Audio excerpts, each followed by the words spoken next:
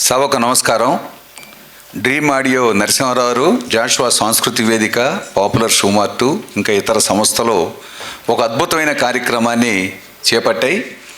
మాకినేని బసవపల్లి విజ్ఞాన కేంద్రం ఒక హోస్ట్గా వాళ్ళకి మేము సపోర్ట్ చేస్తూ ఉన్నాం. ఇప్పుడు ఈ పాటలు వింటూ ఉంటే మనం కొత్త లోకంలోకి వచ్చినట్టు ఉంది. మన చుట్టూ మత్తు ఉందని చెప్పి ఒక పాటలో ఉంది. అటువంటి మత్తు ప్రపంచంలో ఉండి మనం ఈ విషయాన్ని తెలుసుకోలేకపోతున్నాం. ఇది ఒక కొత్త ప్రపంచాన్ని మనం చూస్తూ ఉన్నాం. మేడే అనేది 1886లో కార్మిక వర్గం 8 గంటల పని సాధించినటువంటి ఒక గొప్ప చారిత్రకమైనటువంటి రోజు. అందుకనే ప్రపంచవ్యాప్తంగా ఎన్ని రాజకీయ భేదాభిప్రాయాలు ఉన్నా అనేక కార్మిక సంఘాలు మేడేని జరుపుతూ ఉంటాయి. దానికి మూలం కార్ల్ మార్క్స్ మహనీయుడి గురించి ఒక మాట ప్రస్తావించుకోవాలి.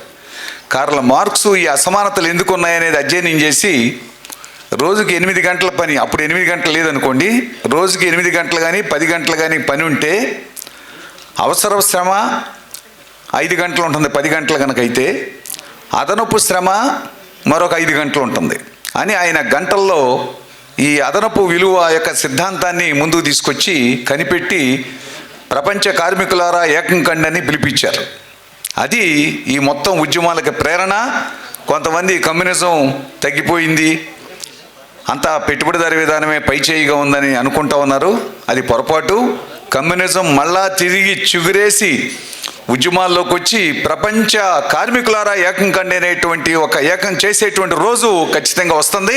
దీని ప్రత్యామ్నాయం లేదు. ఎంతోమంది గొప్ప సిద్ధాంతకర్తలు, తత్వవేత్తలు కార్ల్ మార్క్స్ని కాదని కొత్త ఇది తప్పని చెప్పలేకపోయారు. అందుకనే ప్రపంచంలో 1000 సంవత్సరాల కాలంలో ఎవరో గొప్ప మేధావి అని చెప్పని పరిశీలన చేస్తే ప్రపంచవ్యాప్తంగా ఓటింగ్ పెడితే కార్ల్ మార్క్స్ మహనీయుడే 1000 సంవత్సరాల్లో గొప్ప మేధావని నిరూపించబడింది. అందుకని మేము ఈ మేడే సందర్భంగా సకల కార్మికుల ఐక్యత తీసుకురావాలని ఈ కార్యక్రమాన్ని చేపట్టాం. సినీ సంగీత విభావరిలో అభ్యుదయకరమైనటువంటి అనేక అంశాలు ఉన్నాయి. ఆ పాటలు వింటా ఉంటే ఒళ్ళు గగురు పొడుస్తూ ఉంది. ఒక గొప్ప చైతన్యం, గొప్ప ఉత్తేజం మనకు కలుగుతూ ఉంది. ఆ రకంగా ఈ కార్యక్రమాన్ని చేపట్టిన జాషువా సాంస్కృతిక వేదిక వారికి ధన్యవాదాలు చెప్తూ, మేము విజ్ఞాన కేంద్రాల తరపున రాష్ట్రంలో 26 జిల్లాల్లో దాదాపు 18 విజ్ఞాన కేంద్రాలు ఉన్నాయి.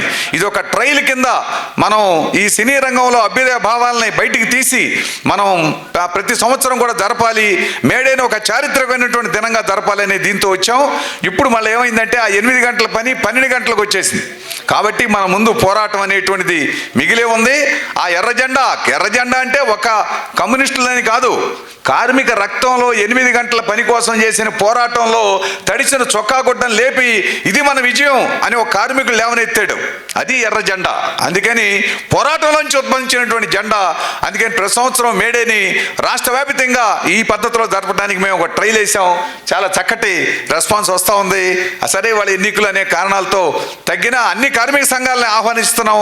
ఆ విధంగా ఇది ఒక మంచి కార్యక్రమం. దీనికి మీరందరూ మద్దతు ఇస్తున్నందుకు, ముఖ్యంగా ఈ సిబ్బంది, గాయకులు ఎప్పుడు ఇటువంటి కార్యక్రమం, ఒక ప్రత్యేక కార్యక్రమం చేసి ఉంటారు. వారికి హృదయపూర్వకమైనటువంటి ధన్యవాదాలు తెలియజేస్తూ, ఎప్పటికైనా చరిత్రలో మీ ఇటువంటి పాటలే మిగులుంటాయనేది నేను చెప్తూ ధన్యవాదాలు తెలియజేస్తున్నా.